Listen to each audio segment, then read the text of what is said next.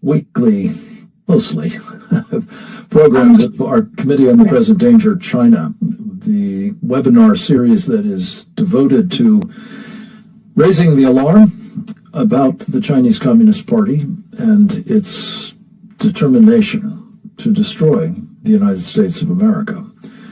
We focus in particular in these programs on the various forms of unrestricted warfare that the CCP, as it's known, has engaged in for decades, and the success they have had in both reducing the power of the United States in various ways, but also in terms of transferring power, economic, political, military, and strategic to the Chinese Communist Party, to the net detriment, of course, of not just the United States and its people, but the world more generally.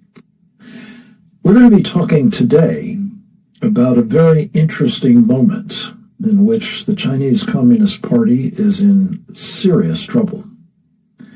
This isn't the first time in its long and sordid history of misruling the people of China, 100 million or so of whom they have murdered in the course of that misrule.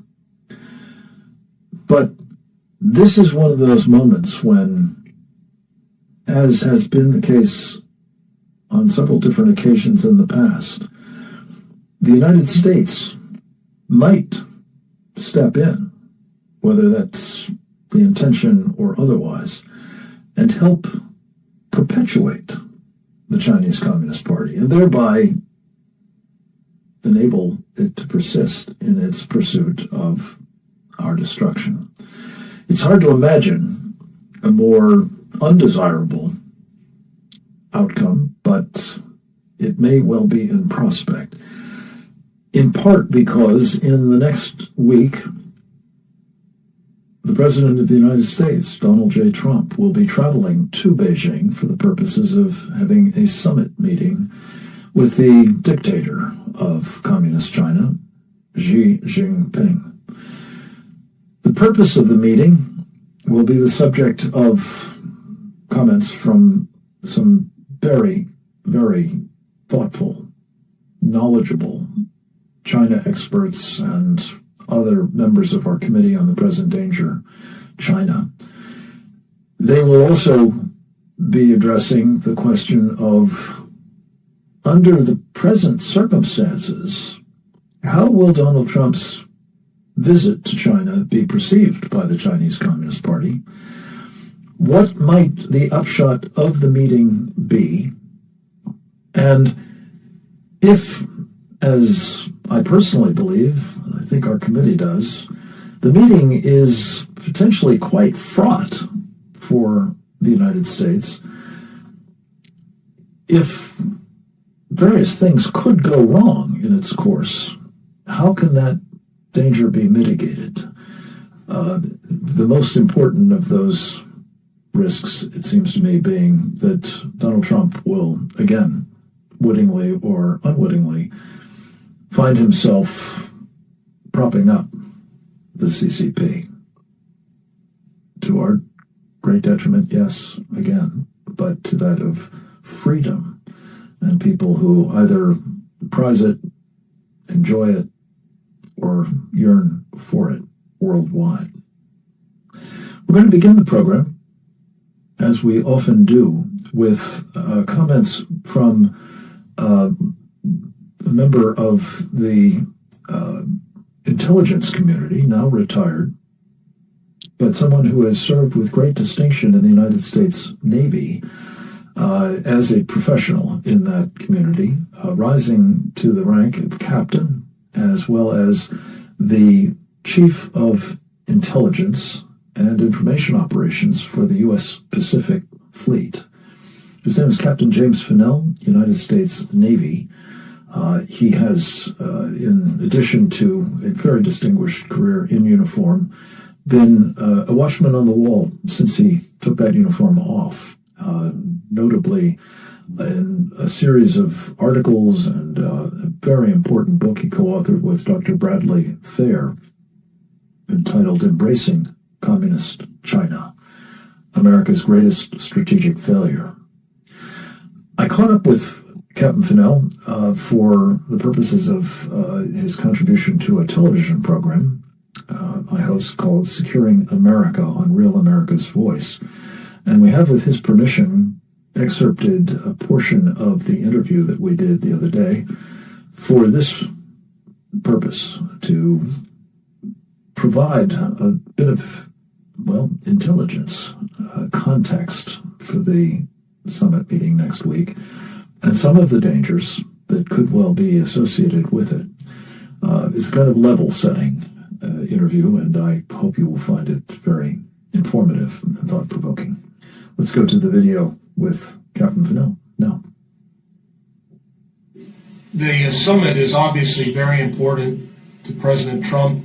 I think President Trump is seeking to get some trade deals that will buy America's space and time to allow us to rearm our military, reorient our military and our economic strength to be able to withstand what I think he understands is a hostile Chinese Communist Party's outlook towards America. When he says things, sweet nothings about Xi, I think it's meant in the sense that he's trying to achieve an objective, which is to buy time to allow us to get out from under the domination that the Chinese have in areas like rare earth elements, or their growing military that's, their navy's bigger than ours, and things of that nature.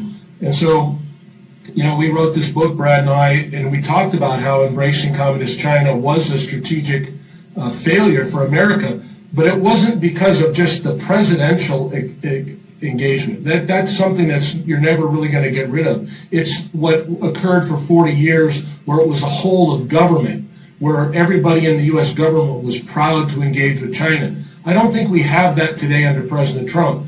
So I think he's also, with Iran, he's trying to come to a deal and bring a deal together so that he can use that to tell Xi when he's in Beijing, listen, man, I control your access to Middle Eastern oil. And I alone, United States of America, and our Navy control that. And if you want to play ball with us on the economic arena, and you want to deal and have some kind of outlook on your desires, then you're going to have to deal with us. I think that's the president's desire. The question is whether or not that deal will come through in time. And I suspect that if the Iranians renege on this now, and we don't get Chinese help on that regard to have the Iranians sign the deal, then this meeting may be delayed again. I certainly would recommend that if we're in a kind of a combat or blockade situation with Iran. And oh, by the way, yesterday we just saw another report from the Wall Street Journal that stated that China has been caught again sending drone technology to Iran. So these drones are being used to attack our ships and other ships as well internationally.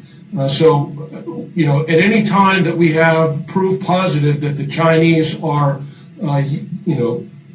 arming the Iranians to attack us, that should be a tool or a lever that the president could say, listen, I'm not coming until you knock this off. So I think the president has the control. He's got the stick.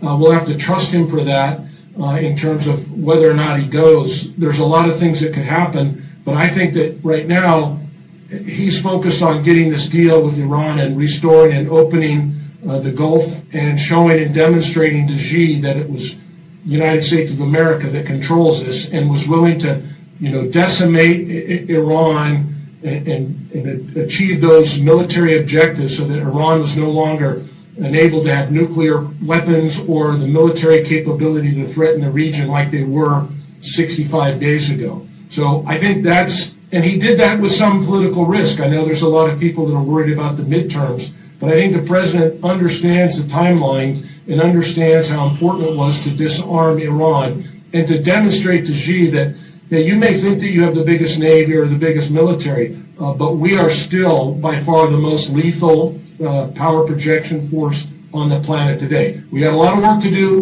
We can talk about that in another episode. But right now, we still can dominate the Chinese And we need them to understand that. And I think that's the message that Trump wants to take to them in Beijing directly. But I do think there's risk there in terms of how it'll be played domestically here, how it'll be played internationally. And certainly there's also, as we talked before we came on, there's a risk even physically to the president. You just don't know what the Chinese Communist Party will do. They are opposed to us ideologically. They detest America. They hate America. They want to see us destroyed. And if they don't think, I mean, it's a far shot, because they'd have to risk then something really grand coming at them if they tried to assassinate the president. But I think the president has to have that in the back of his mind. Other people have tried. So to think that the Chinese wouldn't, you gotta, I think again, assassin's mace typically is referring to some kind of smaller, lesser capability that you develop that can defeat a larger adversary by using something unique. And I think if we go back 25 years ago, 20 years ago, we were largely talking about these anti-carrier ballistic missiles. This idea that they could launch a single ballistic missile 1,000 miles, 2,000 miles at a carrier and sink it with a single missile. So that's traditionally what people have thought in assassin's mace. But I think if you go back and look at, quote unquote, 5,000 years of Chinese history, assassin's mace comes in a lot of different ways. Poison jumps to my mind probably as one of the top things that have occurred in the Chinese history in terms of the change in emperors and ruling dynasties. So it does seem far-fetched. I know some people will scoff at it. But again, as I said in the prior segment, 3 people have tried to kill the President of the United States in America. And they have what I would say are communist ideological outlooks, worldviews. And so the Chinese Communist Party clearly has the communist outlook and worldview. And so we cannot dismiss it. So I know that the Secret Service and the military and those that go with him, there's already been reports that we've already had. I saw a couple of days ago, already had 4 C-17s fly in preparation for the visit. So there'll be a lot of security there, but still, it's not without risk. And oh, by the way, maybe it's not an assassination, but what happens if they're able to read and intercept his communications as he's being briefed on the status of the conflict in Iran or something else? So these kind of visits are always at risk, and the Chinese will, play hardball in terms of what we're allowed to do on their soil, and we just need to be very, very careful of it. And I think if the president doesn't feel comfortable, if he thinks there's something not right, he knows better than anybody else. He's the kind of person who will say, sorry, I'm not coming for this and this reason. So I think we just need to be careful about that. And as you said, in the arc of history, President Trump is, we've only had, George Washington and Abraham Lincoln, and I throw in maybe a couple others, Calvin Coolidge, but I mean, rare people in our history, and the idea that he could be taken out is not off the table for the Chinese Communist Party. Evan Fennell, thank you. A very sobering assessment, and one that I think has to be taken, as you say, seriously, given the murderous character of the Chinese Communist Party and the determination that I think it has demonstrated amply of its desire to undermine not just America, but the Trump presidency in particular. In fact, a couple of aspects of that come to mind and bear, I think, mentioning in this connection, that we've seen the Chinese communists undermine the president in his first term with a biological warfare attack. They clearly did so in reneging on a trade deal with him, and not least, they have been continuing to murder Americans with fentanyl, a blight on, this president, among others, as well as, of course, the American people. So would they take that step very much unclear, but could it be the case that if they are at war with us, an accident, presumably, could be engineered and must not be discounted, furthering, I think, the cautionary note that we're sounding here with this webinar. We're going to hear next in that connection from a man who has also studied China closely, in his case, quite literally from his principal location in Japan. That would be Colonel Grant Newsham, United States Marine Corps, retired. Colonel Newsham has the distinction of having not only served our country in uniform, but also as a Foreign Service officer in our embassy in Tokyo. He has been a businessman forward deployed in East Asia for many years. He is these days a senior fellow with the Center for Security Policy, also an author as well as an essayist. His best-selling most recent book is entitled When China Attacks, a Warning to America. We spoke with him for Securing America as well earlier in the week and are very pleased to be able to present a clip from that interview at this juncture. Let's go to Colonel Grant Newsham at this point. As we're looking in the next week or so at the President of the United States going to Communist China in a manner that I'm afraid, no matter what his intentions are, will be perceived by the Chinese as in the role of a supplicant. This is kind of how they see things. You know the Chinese Communist Party well. You've monitored their behavior for a long time. Would you say that we are, as we speak, at war with Communist China? And if so, is it advisable for the president to be making this trip? Well, the Chinese will tell you there's war with us. I would suggest to anyone, just read the English translations of the Chinese press. People's Liberation, PLA Daily, Xinhua, China Daily. Read it for a week and see if you see anything nice about the United States. See if you see anything venomous. It's 100% venomous. And they're very clear about what they intend. Xi Jinping's own words, Document 9, that was issued in 2013, says either the U.S. system, the free world system, or the Chinese communist system is going to survive, one or the other. And he says it's going to be the other. It's going to be the Chinese system. It's just, as I said, venomous, and that's the right word. To think that you could have a relationship with people who say those things about you, I just don't see it. Plus, the Chinese idea of war is very different than ours. We think it doesn't begin until the shooting starts, and because we're Americans, we think if we just sit down and hash things out with people, we can work out any problem and that they will come to like us. Well, that's about as wrong as you can possibly be. To the Chinese, the war has already begun, and they're attacking us on different fronts: economic, financial, political warfare, propaganda front, proxy warfare, buying off, a huge number of American business, financial, and political elites, including sitting congressmen and congresswomen. To them, that's the attack. And there's drug warfare, and that is really the litmus test when it comes to how China regards the United States. Because the fentanyl, which has flowed into the United States since 2013 in large amounts, all comes from China. They could stop it in an afternoon. Well over 800,000, yes, 800,000 Americans have been killed by this. And that's just the dead.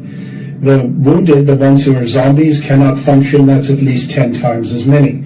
Now, what has that done to the United States? Well, that's like taking 3 or 4 divisions of Army or Marines off the battlefield every year. Most of these people are people of military service age who might join the military. And think of the economic effects, the social effects, the psychological effects on America writ large. And if that is not an act of war, what is? And you'll also note that the Chinese have received no punishment for doing this. None. Not even from Trump #1. From that, and they were the best on dealing with China that there's been. So I would suggest that this very much is evidence that China is at war against us. Should President Trump go to meet them under those circumstances? Well, he should go first get permission from some of those people whose children have died from fentanyl and see what they think about it. So I wouldn't be going if I was him. I'm not the president, however, and he is, and he may think that it's useful to go talk. Maybe there's some advantage to be gained from it, and I don't know what his advisors are telling him, but one would hope that his advisors are giving him some sort of straight guidance about what the Chinese regime is like, what it intends to do. And once again, when another country kills, we're getting close to 1 million of your own people. You might sort of think, well, maybe they're not our friends. Maybe there's no deal to be cut by talking to them. So I wouldn't go, but I'm not the president. Yeah.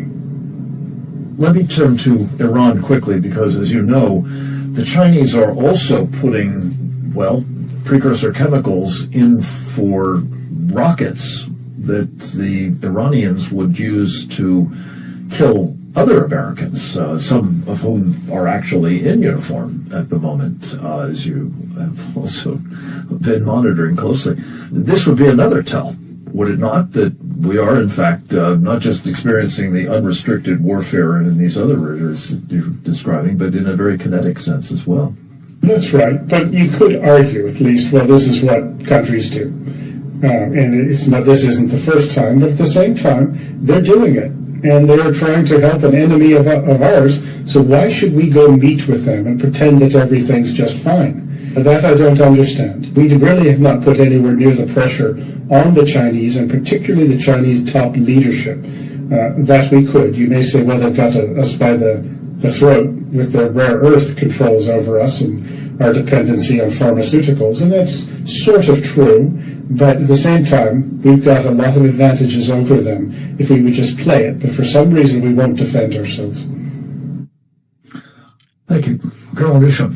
One more interview from our program, Securing America, makes possible another important contribution to this program.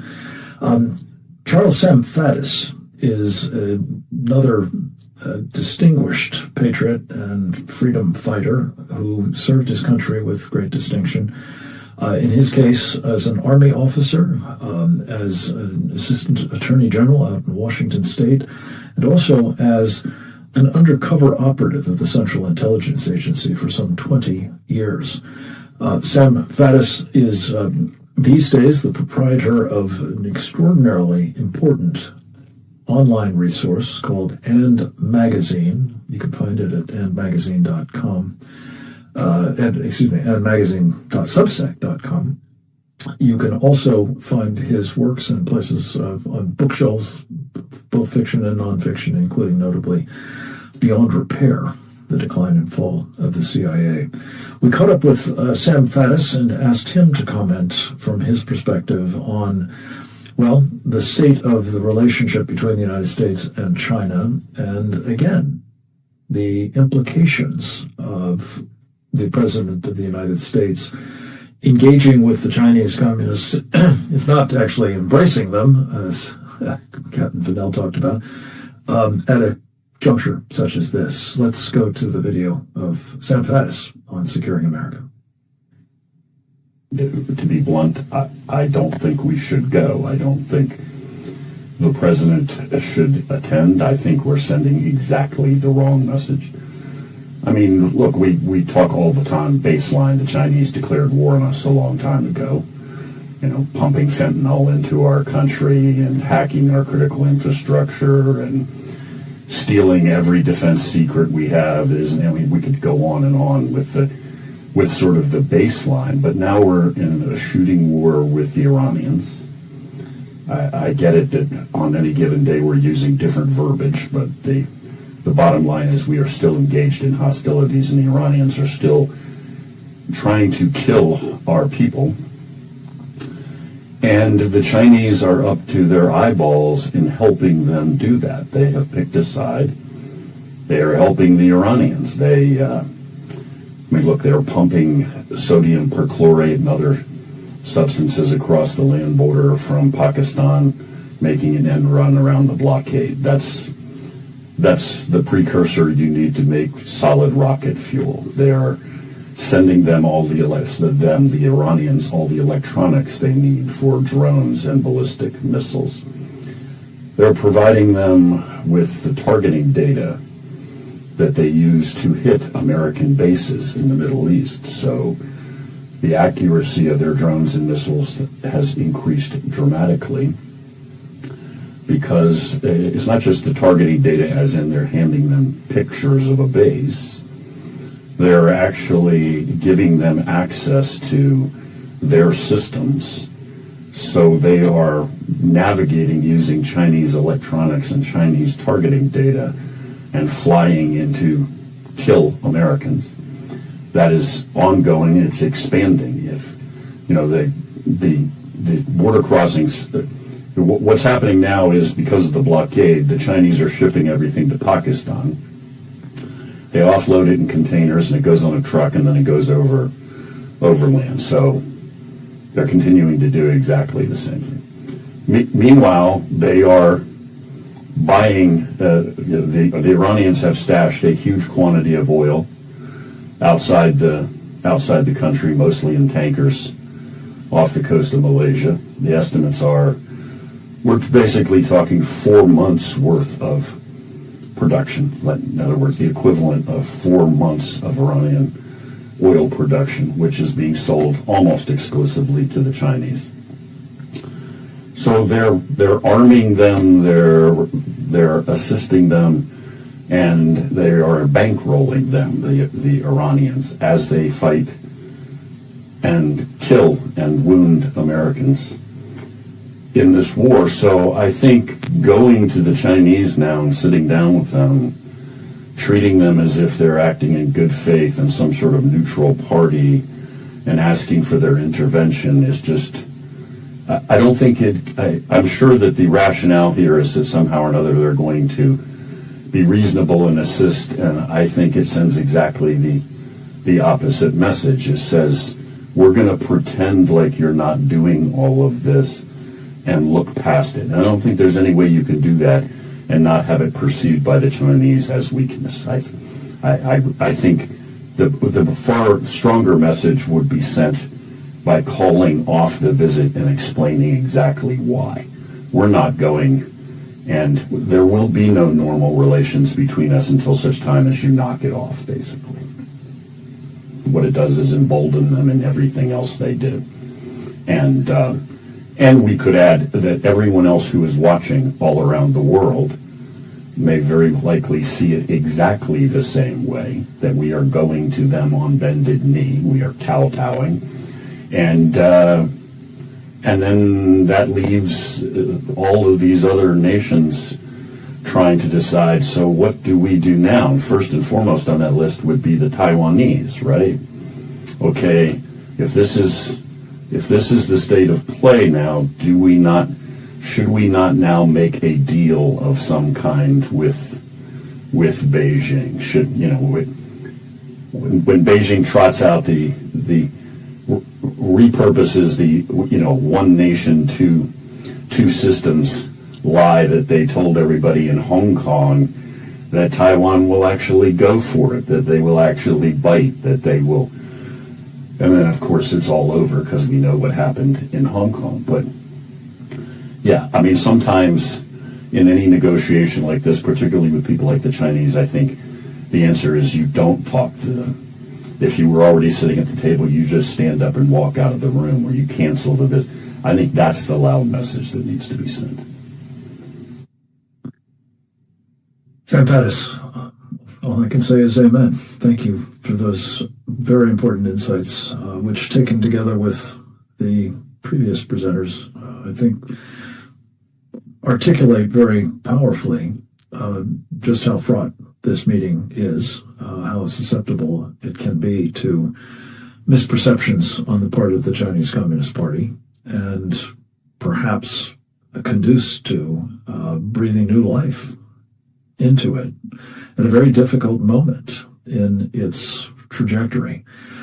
To talk about that difficult moment and the implications of it for the CCP, as well as the people of China, and perhaps for the rest of us as well, I'm very pleased to welcome a woman who is a member of our Committee on the Present Danger of China, who knows firsthand, by very hard experience, the nature of these communists in China.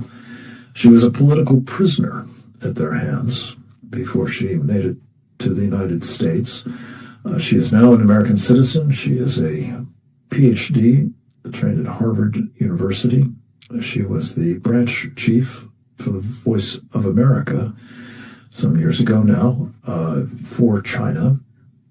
She has been a documentary filmmaker, including of the film Chinese POWs in Korea, Trump, and America's political earthquake, and Sisyphus, the epic story of resistance.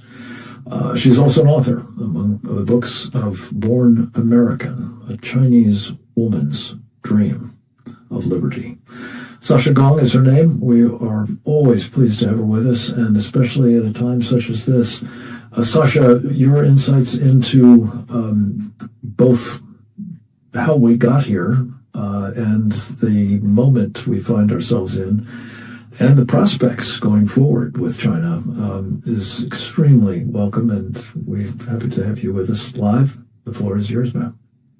Thank you, Frank. Well, what we got here, first, I would say that I want to add one thing to my title, because the Hong Kong government put a 200,000 Hong Kong dollar bounty on my head. So if the president can say something on that, because I said America, we made our country, Hong Kong can make their own government as well. Anyway, so I think the way how we got there is at here, U.S.-China relationship, and how the China took so much advantage of us. It's beginning with our goodwill. Think of after Tiananmen Square, think of what George Bush sent Scott Prof to China and to resume the WTO deal and all this. One thing, I don't blame China that much. I blame U.S. The reason is that the United States, with our goodwill, the Chinese, as they do for 5,000 years, they find out our weakness. They know how to cheat us. They do all this and all the way. Well, thanks for President Trump. As a businessman, he understood how we have been taken advantage of. And now this time, when Trump goes to China, I told you I have quit predicting Trump long ago because he's so unpredictable. But one thing I think we need to understand is, for this meeting, who needs the meeting more, Xi Jinping or Trump? I have been reading the Chinese media every day. Everyone, the Chinese media said Trump needs Xi Jinping. That means Xi Jinping needs Trump more. And one thing I think Americans may not understand, even you study China, is how weak Xi Jinping's position now in China. And, she's losing his legitimacy. He desperately needs America to recognize him. That's one thing we got to understand. Usually people will say, oh no, China's so powerful, we need them more. No, in fact, think of the Navy situation. China has 3 aircraft carriers, but none of them were nuclear powered. And China had a huge Navy, but I'm quite sure it's not that durable in a modern war.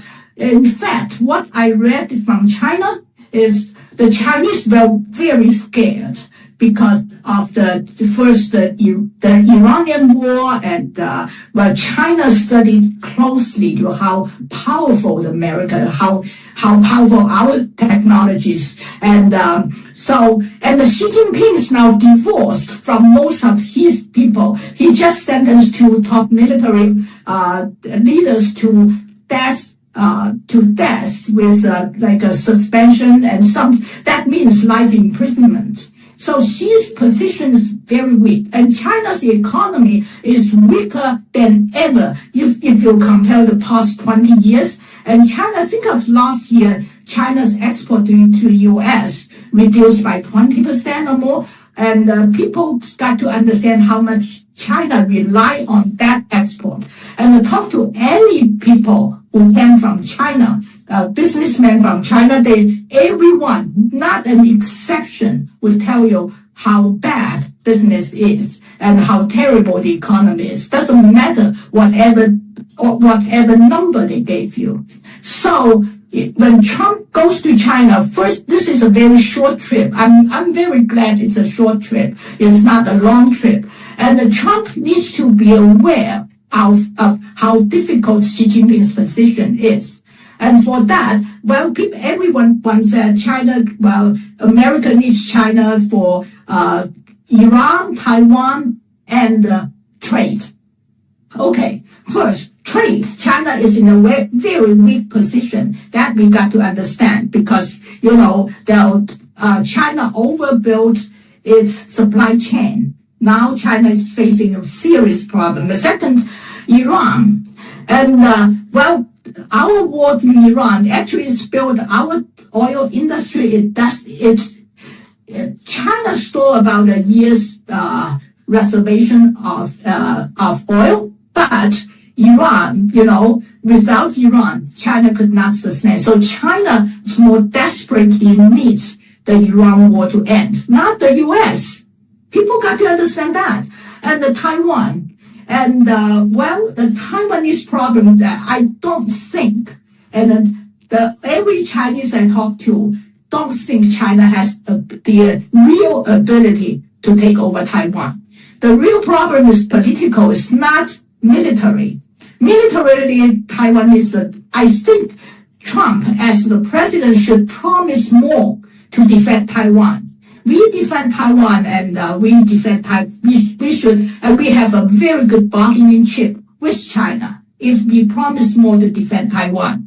That's my point of view. So, well, I'm not sure, and because I have no access to whatever Trump's team advised him and whatever he knows, but my view, well, to sum up my view is that Trump needs to understand he has the upper hand. America has the upper hand, not the Chinese. Over. Sasha, thank you. I very much believe that's true. The question is, twofold. And again, you have firsthand knowledge of the sort of Chinese communist mindset. Put aside, deception and the practice of, sort of jujitsu. Would the Chinese perceive Trump as having the upper hand?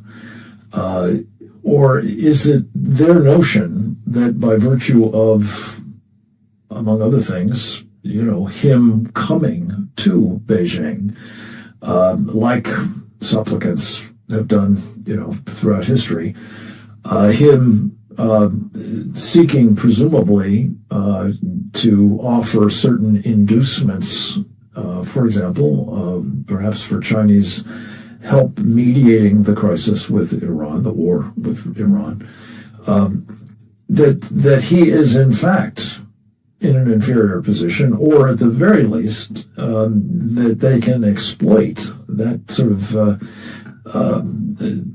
aspiration on his part to have both good relations with China and perhaps get actual assistance from Xi to the great advantage of China at a, as you say, a fairly desperate moment for the regime. Yep.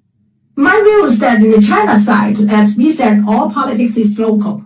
And in Chinese, all politics is internal. So I think she knows Trump has the upper hand if you look at the gesture and the way. And but she wants to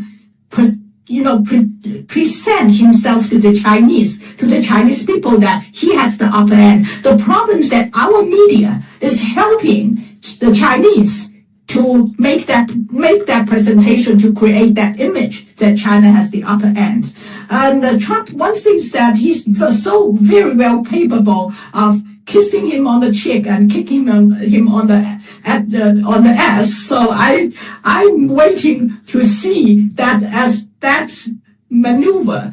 Well, the one thing about China is that these 2 days, the U.S. government in Beijing are exhibiting the Chinese U.S. equipment.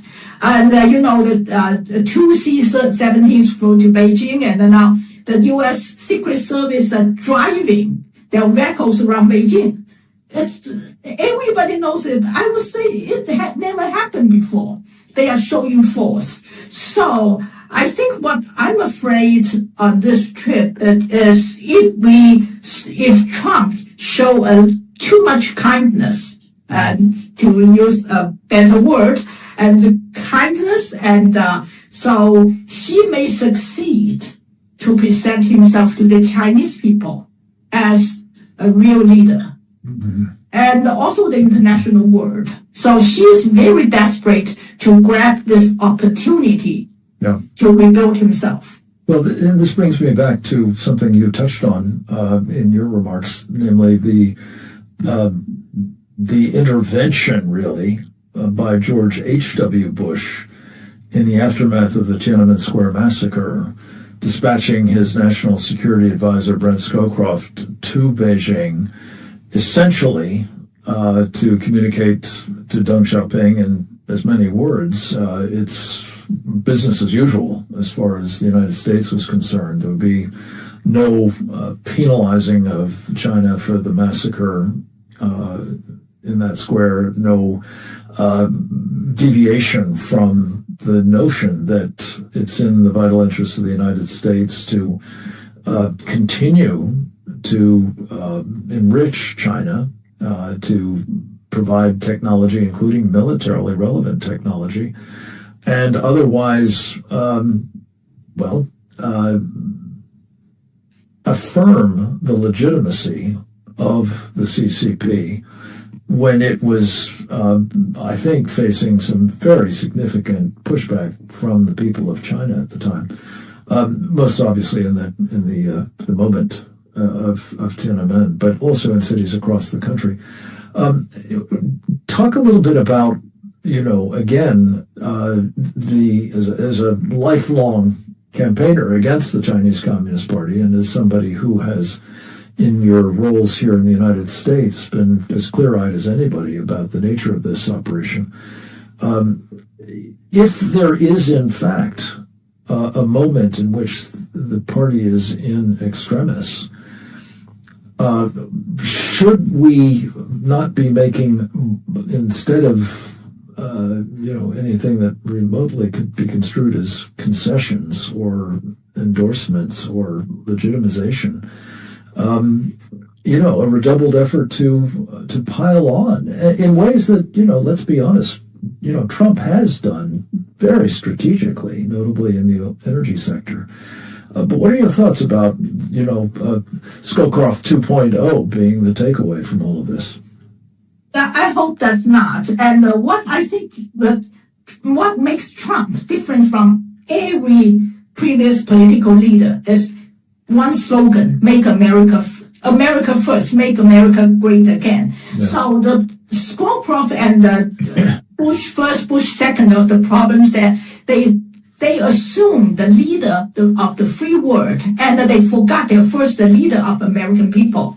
So when they give away all this benefit to the Chinese and to whatever, to the whole world, let the whole world to take advantage of us, they forgot they should be America first. And I hope Trump doesn't forget it. And I hope Trump learned from the previous, failure of the United States. I'm speaking as an American citizen. I'm also speaking as, formerly Chinese. And I study history and all that. The way is that America is a young nation. America is a naive nation. They always assume other people have good intentions, but often they don't. So Trump well, I hopefully as a New York businessman, he assumed the other side don't have good intention. Yeah, that certainly is the case. So let me ask you about one other dimension of all of this, Sasha, is you know very well the Chinese communists have aspired for decades, well, really from the founding of the PRC, the People's Republic of China, to seize Taiwan. There is a history of totalitarians, when they get into trouble, seizing the opportunity to cast some foreign, threat or boogeyman as the justification for, getting people to rally around the flag and support the party, or the dictator, the leader, whomever it might be. And a question often occurs, is that kind of break glass emergency lever, if you will,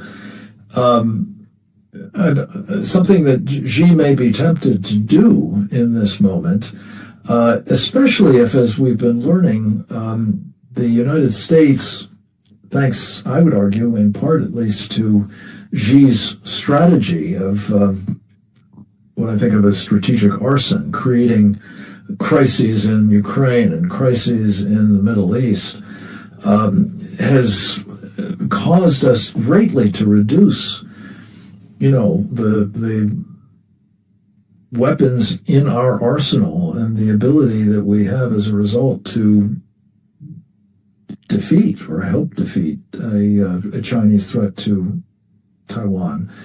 Does all of this create, in your judgment, a danger that if Trump is not very, robust and deterring communist China in this state, that we might see it lash out, even if it's in a desperate way? Yeah, I think the more we show weakness, the more Chinese would attack Taiwan. In a way, in Taiwan has been a separate country for 70-something years, and that's just a fact. And China used Taiwan as sort of a bait to stir up the discussion, stir up fear, and China bet on America because of the weakening of our industry, of our industries. China bet we would not have enough power to support Taiwan. I think the Iran war teaches China a good reason, and we should promise Taiwan more. And we should also, one thing, maybe this is internal, but it's important. The Taiwanese, for many years, the Taiwanese sent their students to America. And in the past 2 decades, I'm watching the Taiwanese government, the Taiwanese, university are getting more and more left, like ours. And as a result, they are getting more and more people who support unification with Taiwan. So in a way, I think stopping that sort of leftist trend in Taiwan, we should give Taiwan more weapons, and we should also, the conservatives should try to have more influence in Taiwan. And, that's the Taiwanese internal problem. And the Chinese thought, frankly speaking, I think, if you look at every communist country, the Soviet Union and the whole Eastern Bloc, and it's hard to overthrow them, but they've overthrown themselves. And I'm quite confident in a way the Chinese will find a way to, end this most brutal system in their history.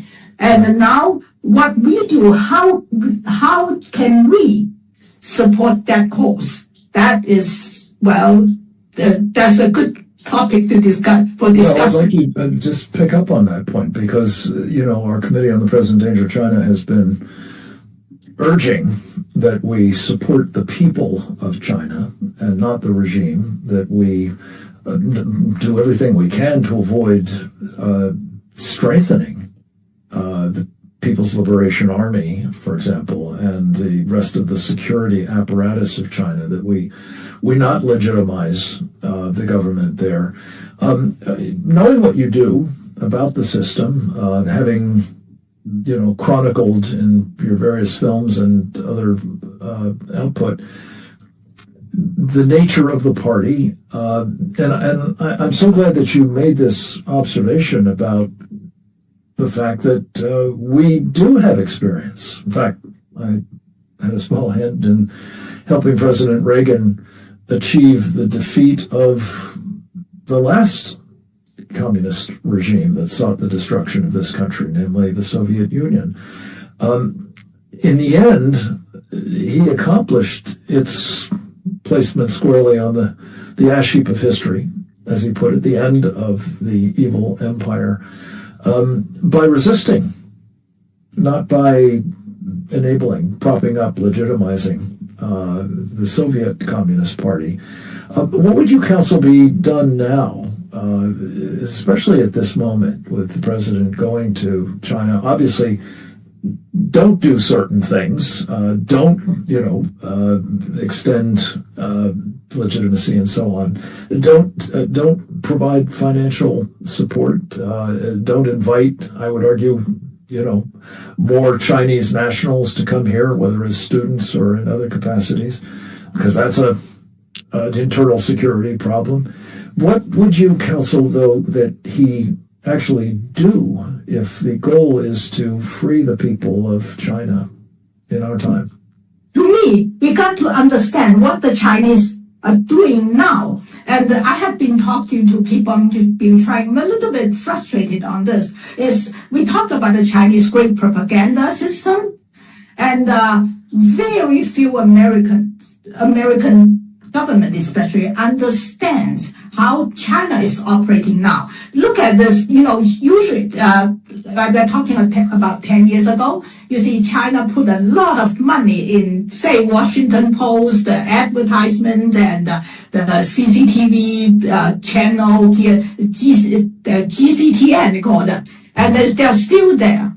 But recently, China, in the past few years, shift its money and its support to internet, to social media. Now, the Chinese, I do social media. I have about 300,000 people following day by day. Anyway, so what happens that the Chinese government is now supporting the social influencers around the world, lots in the United States, to spread badmouth the United States a great deal. The way they support it, this is very cunning. So China, if you look at the Columbia study, you will know China has average, in Chinese social media account has about 11 billion with a B, not an N. 11 billion social media accounts. About them, 20 billion, 2 billion with a B are fake, are trolls controlled by the Chinese government. The Chinese government even mobilized its prisoners. Say the prisoners they used to produce for market and whatever. Now the market is not so good. So they shifted to organize the prisoners as real people to make comments on internet, doing all these troll things. So we are talking about billions of Chinese social media, accounts. That if you are a Chinese sent you out, okay, your mission is to attack the dissident movement, badmouth the United States, whatever. And the Chinese government would supply you with 1 million fans to begin with, say, or 100,000 fans, depends. And they will also fund you with subscribers. Say if you have like a YouTuber, $10 subscriber, and they give you a 10,000 subscriber, and YouTube takes 30%, and then they would have $70,000 to operate every year. There are hundreds of your accounts around the world, which actually somewhat, leading the opinion of China. That's a very dangerous trend. We have to do something on it. Yeah. Sasha, in that connection, could I just ask you to speak? And again, you've spent a good part of your professional life in this country working in, the business of informing and, otherwise contributing to media coverage, traditional media, notably VOA, of course. But today, a prime source of news, we're told, for perhaps 150 million Americans is a social media platform called TikTok. And it's, supposedly going under some management changes and so on. But as I understand it, the algorithm and the influence in the content in this country, which is very different, as you know, from the content provided by TikTok in China. But it remains essentially subversive. It remains essentially another instrument of what we've talked about from the beginning of this program and throughout this series, is unrestricted warfare against the United States, is it not? Oh, yeah, it's against the American people. Think of it. TikTok is heroin to the mind, like the heroin to your body. Right. TikTok poison your mind. The way, doesn't matter what's the content. You can have good content, whatever, but the way it's the algorithm, it just makes you addictive to that. And so I serve on the governor's appointment and serve on the Virginia Community College board. And I talk to a lot of young people. And everybody told me they got their information from, mostly TikTok and also other social media platform. I said, have you read the book in the past year? Have you read the full article? No. That is very dangerous for our young generation. And, everybody, like TikTok, they give you 2 minutes video, give you an opinion, and sort of stir up some discussion. But none of them, very few of them have real content to make you think freely. So the problem of heroin, like you rely on, you depend on it. It also drug your mind and then make you feel dependent. And also, make you take away your free will. It's horrible. Yeah. Well, it's toxic, I think is what you're getting at. And of course, it goes without saying, highly addictive. We're approaching the end of the program, but I did just want to ask you to comment on, just again, for calibration purposes, something that I spoke directly about with Colonel Newsham, and that is whether China is in fact at war with the United States, whether it is, hyperbole or actually literally true that it's the regime's purpose there is our destruction. Just again to make clear just how fraught it is that we are treating them, whether, again, intentionally or inadvertently, as somehow commercial partners, for one thing, perhaps even folks with whom you can not only do business, but engage constructively with diplomatic purposes, or exploring space, or otherwise enabling the Chinese to be present in our country and more thoroughly infiltrating its institutions, its various sectors, as well as the minds of our mostly young people. Your thoughts, Beth? Yeah, well, depends on how you define war. But if I have someone in the world who constantly think of undermining me, it's a wartime. To me, what unrestricted warfare the Chinese think? Information war? Yes, we are in information war. Are we in economic war? Yes. So if the other side constantly think how to undermine you, Yes. We should say we have an enemy. Yeah. Well, undermine is, putting it mildly. I think destroy. And again, I know you know this very well as somebody who monitors the Chinese media as you do. What Grant Newsom said about just reading the English language versions of what is put out, which I gather, at least on some occasions, is made a little less blatantly offensive compared to the Chinese or Mandarin language versions of the same, basic content. If we fail to understand that they're telling their people they're at war with us, they are acting as though they're at war with us, they are mobilizing the country.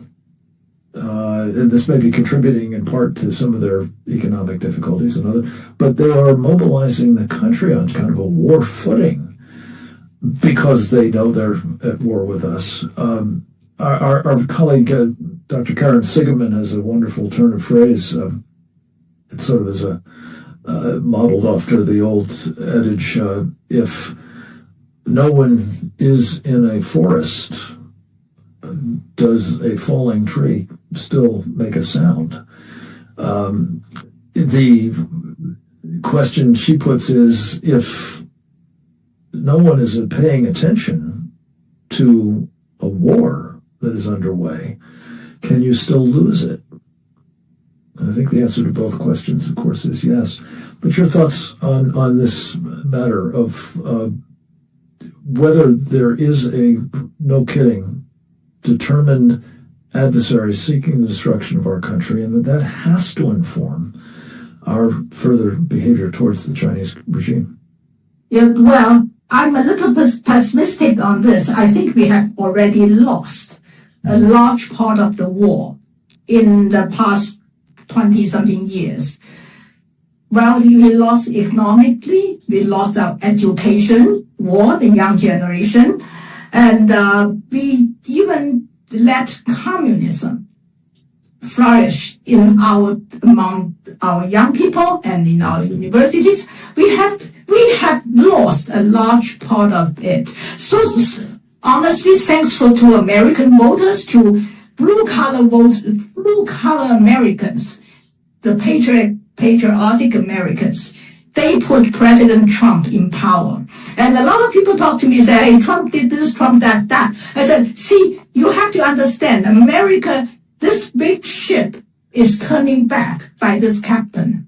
So, well, when you have a sharp turn, you always break things. And I will forgive Trump for a lot of breaking things. And, it happens, maybe some good things, whatever, but you have to break things. You have to turn it around, turn it back, and otherwise, the world is going into the dark age, honestly speaking.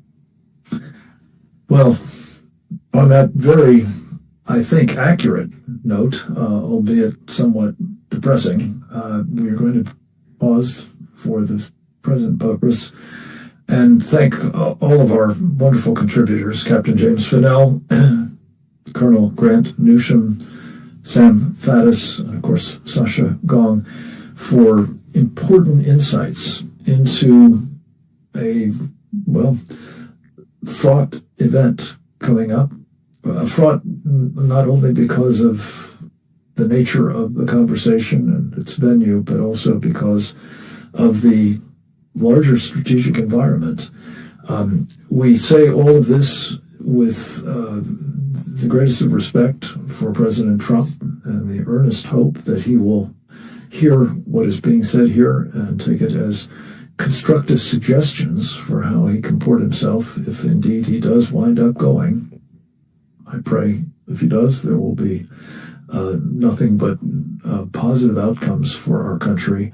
and for freedom-loving people worldwide, and that we will not look back on this moment as another missed opportunity to help bring about, well, the end of this odious threat to humanity and, of course, to the American people, most especially. We will be keeping you posted on all of this and look forward to talking with you on another occasion soon. I hope you will subscribe to these podcasts at presentdangerchina.org. By so doing, make sure that you don't miss any of these programs. And that, as I'm fond of saying, especially at this moment, that you will, with the benefit of such information and insights, go forth and multiply. Thank you for joining us.